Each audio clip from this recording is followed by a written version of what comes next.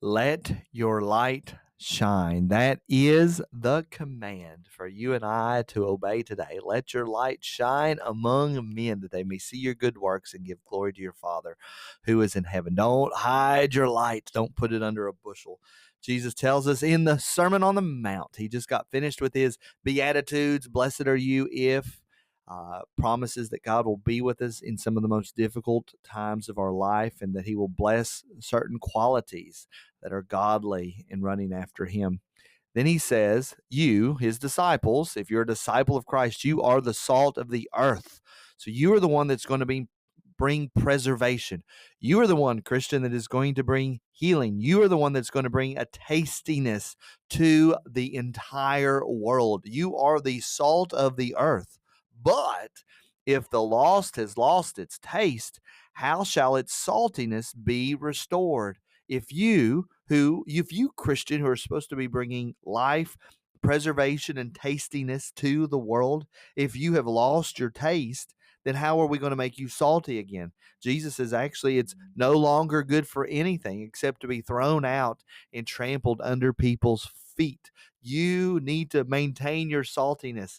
So you need to realize that you need to be uh, deeply connected to the Lord, and that your connection and your relationship with the Lord out of your own relationship will flow a blessing to other people. If you are not plugged into the Lord, if you are not receiving great blessings in your heart and your spirit, then your cup is not going to overflow and then be able to bless others. Do you see how that works? You receive blessings from God, communion with God, your soul gets all filled up, and it's too much for you to bear, that it's overflowing and it just spreads to your family in your workplace. Oh, be salt. But you're not only salt, you're also light. You are the light of the world. A city set on a hill cannot be hidden. Yes, Christian, you're the one that is going to bring light to the world. You don't want to live in darkness, you want to live in light. People do not light a lamp and put it under a basket, but they put it on a stand and it gives light to all in the house. So, Christian, if you are salt, Christian, if you are light, let's put it on a stand for other people to see. And then Jesus says, in the same way, let your light shine before others so that they may see your good works and give glory to your Father in heaven. So, there's that command. Let your light shine before others.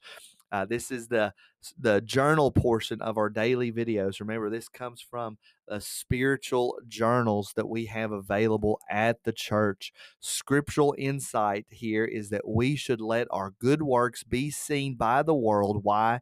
Because it attracts people, and it attracts people to Jesus. Notice that's what he said, so that they may see your good works and say, just what a wonderful person you are. No, it says, let your light shine before others so that they may see your good works and give glory to your Father who is in heaven. Oh boy, it attracts people to Jesus.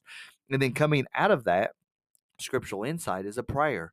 Lord, please forgive me for being embarrassed that people know I serve you. I guess we should capitalize that you, shouldn't we? Lord, please forgive me for being embarrassed that people know I serve you. Perhaps there's something that you need to be sorry to the Lord. This would be a prayer of confession, is that perhaps you kind of hide different things that you do. You don't want people to know that you go to church. You don't want people to know that you read your Bible. You don't want people to know that you don't drink or you don't do particular actions because, like, I'm not going to go to that place because I follow Jesus. You don't want to be embarrassed and made fun of. So you say, Lord, forgive me for being embarrassed that people know that I serve you. And then here's the application, a command to obey. Don't hide your devotion in service of God. That's the command. Let your light shine before men. Now, we're going to have the opposite. Jesus is going to hit it in the Sermon on the Mount for those people that are like, hey, look at me. I follow God. And they're being arrogant about it. Jesus is saying that you don't do your good works to be seen of men. So Jesus is going to balance this out. This is not an encouragement for you to be prideful and arrogant and talk about how wonderful you are. No, this is an encouragement to you not to hide your devotion in service of God because you're afraid somebody's going to make fun of you. So my question for you is, what are you afraid to do in public? What are you afraid for people to know about you? Are you afraid for people to know that you're a Christian? Are you afraid for people to know that you go to church? Here's a real good test for you. Why don't you read your Bible in public?